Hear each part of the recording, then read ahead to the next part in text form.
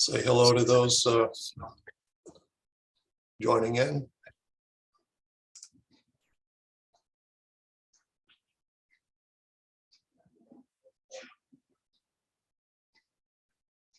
We'll give it another minute before we get started.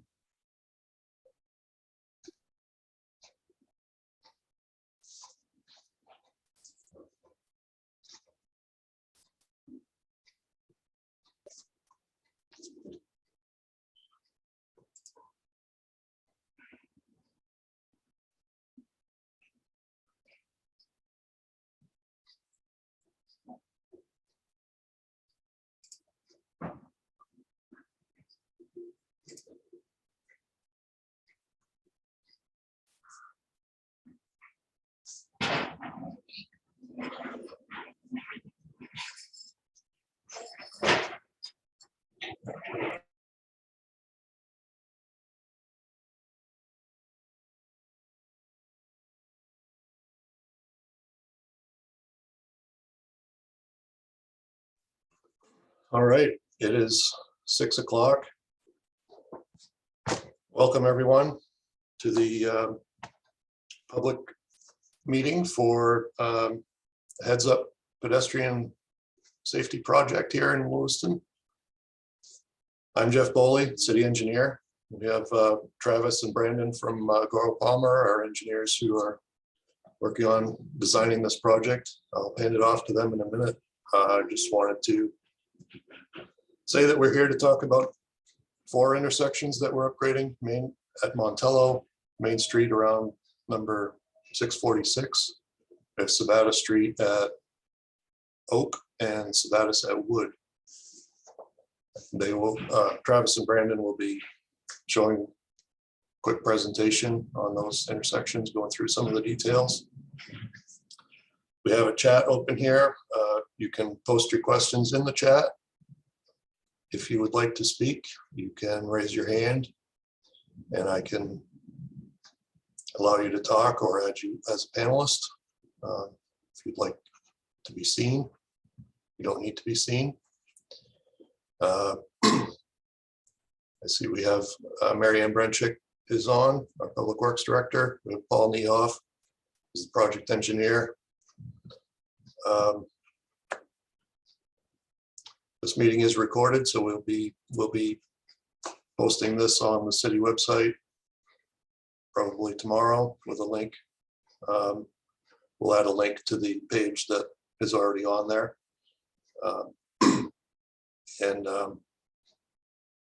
So from there, I will hand it off to Brandon. Thank you, Jeff. My name's Brandon Howe. I'm joined tonight by Travis Landry. As Jeff mentioned, we're engineers with Goro Palmer. We're pleased to be a part of the department and city's team on this project in the city, and glad to be able to present the preliminary design for the projects to you folks tonight. A little bit of background on the meeting, as Jeff mentioned. There's actually 2 projects here, and they capture 4 locations scattered throughout the city. 2 of them are located on Sabattus Street, and the other 2 are located on Main Street. These projects are a teaming between Maine DOT and the city, and they're part of what's sometimes referred to as the Heads Up program. Usually these are small projects, but we know they're ones that can have a big impact on safety and accessibility throughout the community. So small doesn't mean not important. As you'll see on the slide, there are a couple of work identification or WIN numbers shown. Those are the numbers that DOT assigns to the project to identify them. And if you search those on their website, you can find some additional information oftentimes. The purpose of the meeting is to present the preliminary design and really to seek comments and questions from you folks about these pedestrian improvements, and see if we can't hone in on a final design moving forward. The meeting format will have a brief technical presentation here, which will be followed by a question and answer session at the end. As Jeff mentioned, certainly feel free to use the chat function throughout. And with that, I will hand it off to Travis Landry to start the technical presentation. Thanks, Brandon. So first, I am just going to give a quick rundown on the locations. Jeff kind of glossed over them earlier. This is an LAP project, and it's located at 4 different locations. We have the first one being at the Sabattus, Oak, and Bartlett intersection, which is shown on this graphic with the circle down here that I'm highlighting with my mouse. We also have the Sabattus, Howe, and Wood intersection, which is a couple blocks away. And from there, we jump up to Main Street, where we have the Main and Montello and Landry intersection, and also the Main Street at the Looking Ahead Clubhouse location.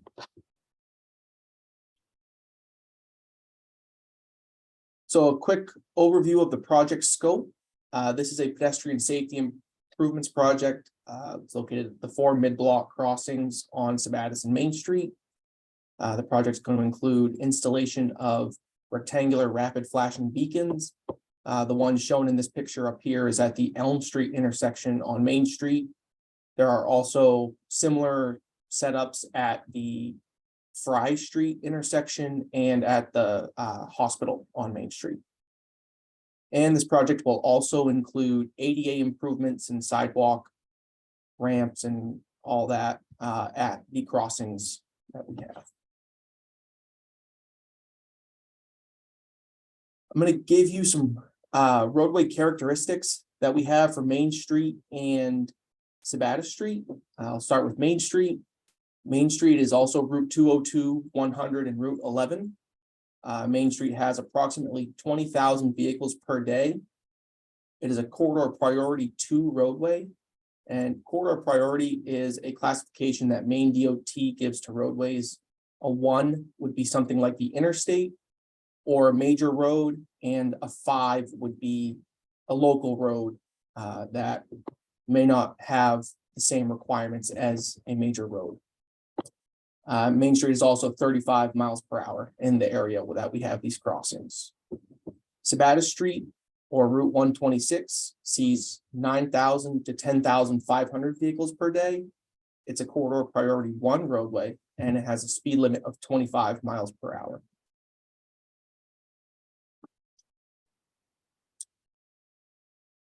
So just a quick overview of some of the graphics you'll see during our presentation. These are 2 examples. Yellow shapes located inside the roadway represent proposed shoulder pavement or travelway pavement, depending on where it is. Blue shapes will represent proposed drainage. That could be catch basins or pipes that we'll need to install as part of the project. Gray shapes will represent sidewalks, buildings. Orange will be existing pavement. And you'll also see some pavement markings like crosswalks, stop lines, and right-of-way lines and property names will be shown in black. There'll be dashed lines and text. And there are also some trees shown as well, and those will be in green. So the first location I'm going to talk about is the Sabattus, Oak, and Bartlett Street intersection. We have at this location, we're proposing some curb extensions. These are areas where the curb will bump into the road and take up some of the roadway footprint to make the crossing shorter and make the roadway narrower. This will serve to help pedestrians be more visible and also create a safer crossing. We are proposing RRFBs at this location for the mid-block across Sabattus Street, which is shown with this crossing here. And there are some drainage improvements that we have shown at this intersection due to the curb line adjustments. The next location we have is the Sabattus, Howe, and Wood Street intersection. This intersection does not have as much curb improvements proposed. Generally, we are going to be matching what is out there now. However, we are upgrading all the ADA landings, and we are also proposing RRFBs at this location as well on the Sabattus Street crossing.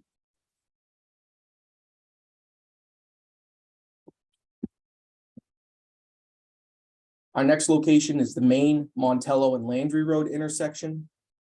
This location, we have pedestrian ramp improvements for all of the crossings. We are also proposing RRFBs across Main Street, which is shown here. We are proposing median islands at this location. Those are shown in the green in the middle of the road. Those are just to help provide some traffic calming as well as pedestrian refuge for the crossing. This is a 3-lane crossing, so that can be a long crossing for some, and these will help kind of break the crossing up if needed, and create a safer environment for pedestrians. And we also have some curb line adjustments on Landry Road shown here that will narrow the opening width of Landry Road and also create a shorter crossing across Landry.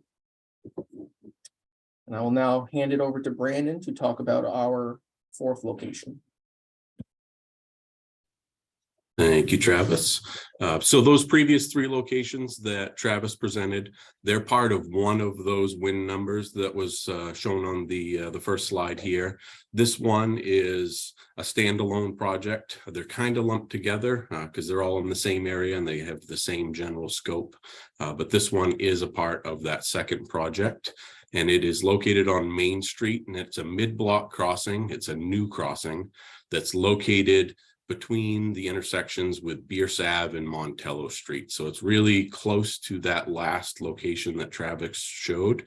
And it's a very similar scope of work as to what's happening there. So this is a new crossing. You can see on that graphic on the bottom right corner of the slide, it shows the location there. And the white highlights shown there represent the nearest crossing on each side of it. So on the left side, that shows the location of the existing crosswalk over by Strawberry Ave. And on the right is the crossing that Travis just showed up near Montello Street. This new mid-block is placed roughly halfway between the two. It's not perfect, but we aim to get as close as we could. It's about 1,100 feet away from Strawberry Ave and 725 feet from Montello Street. The location was selected pretty strategically for a couple of different reasons. One being the location near the Looking Ahead Clubhouse and the CityLink bus stop there. So it seemed like an area that had a reasonably high demand for a new crossing. And it's also located near the crest of a vertical curve, so the top of the hill, and that helps it to be a more visible crossing for folks.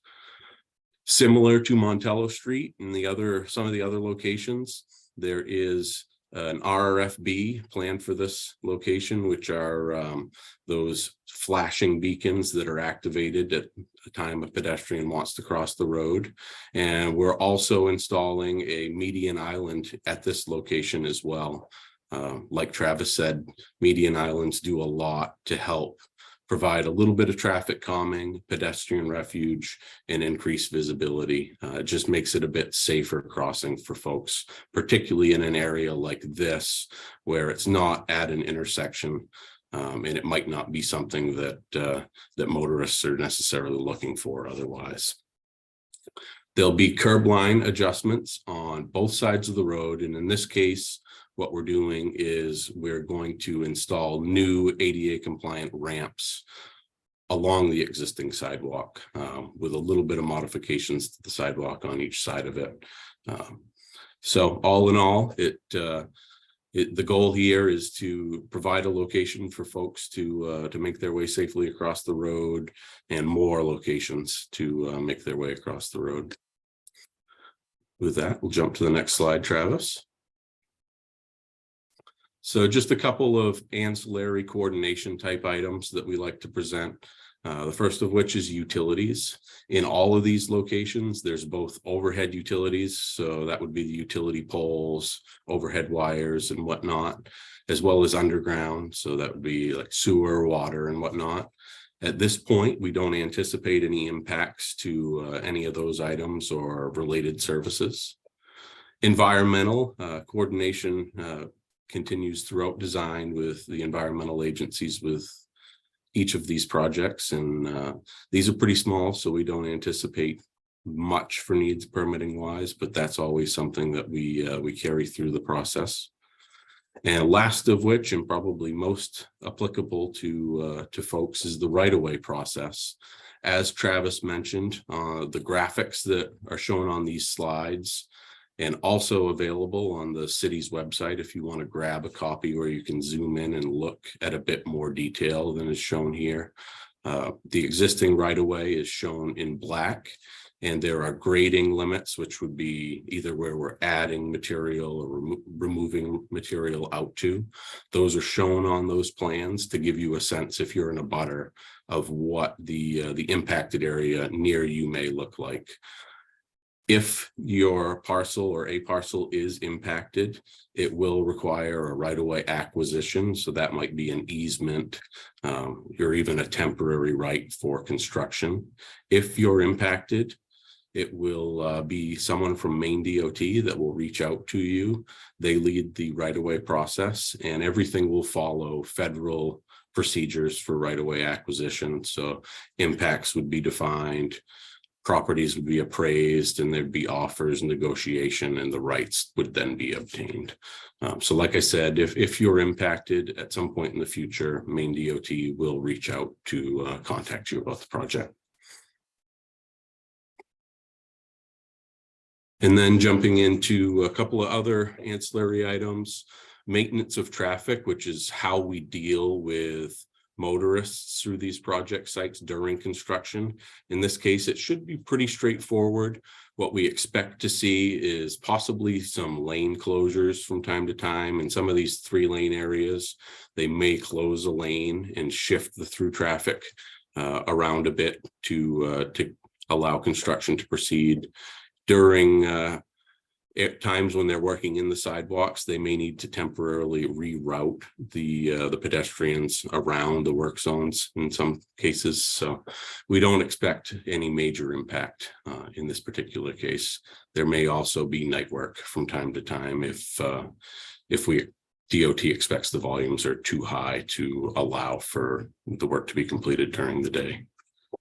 For project costs, we've got it broken down by each individual project. So on the left side, that work identification number is for the first 3 projects that were presented. So that's the 2 on Sabattus Street and the Main Street location at Montello.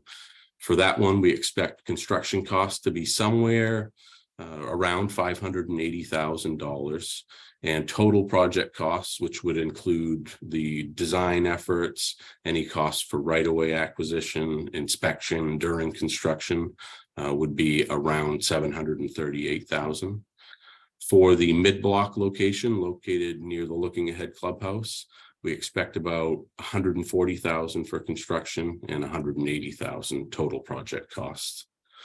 Schedule-wise, right now, we're in the design process, the preliminary design process. So we expect that will continue throughout 2023 and into 2024.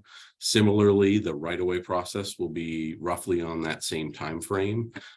Basically, what will happen is once we get into the final design process, we'll eventually get to a point where we tell the city and Maine DOT, we don't expect that the impacts to abutters will change from this point forward.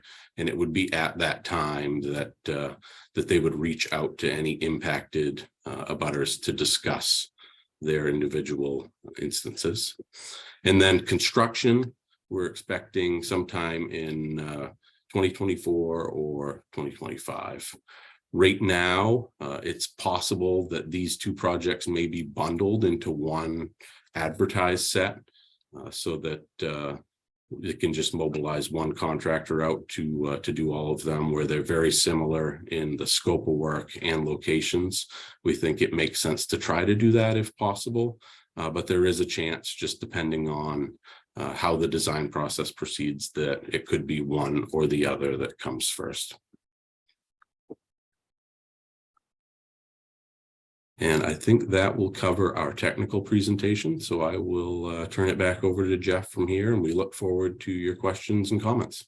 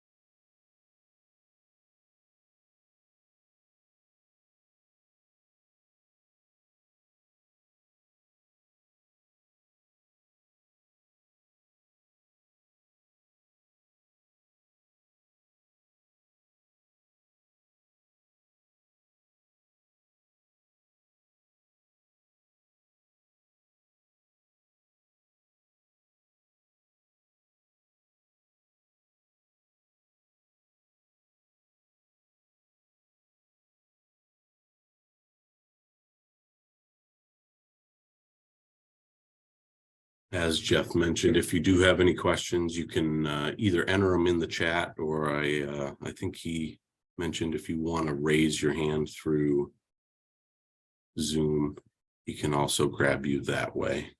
If you're not familiar with Zoom, I think if you hover down near the bottom of your screen, there's a prompt for raise hand. So just an FYI for folks.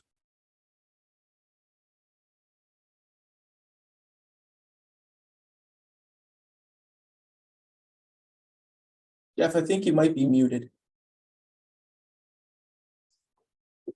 Oh, sorry about that.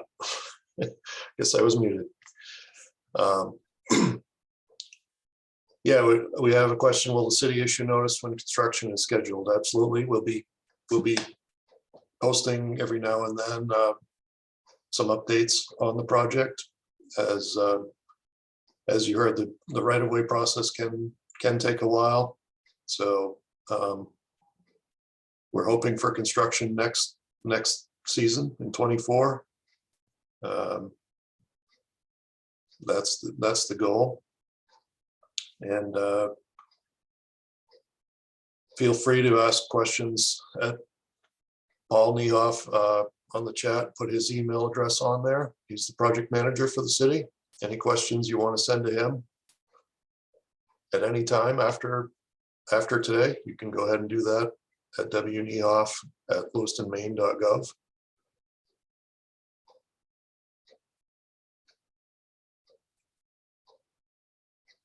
Feel free to raise your hand if you would like to speak up.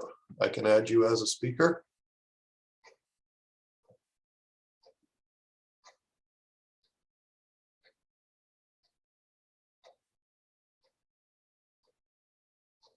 If not, seeing none, I guess we can wrap this up. As I said, we'll continue to post updates on the city website. And this video will be uploaded with a link on the website. It'll probably get added to the city's YouTube page. So you can, if there's anyone else you know that was not able to be here, they can go ahead and take a look at it. We also have these graphics posted on the website also. They're attached to the link where you found the link to the meeting. So you can get a closer look at the graphics and ask questions at any time.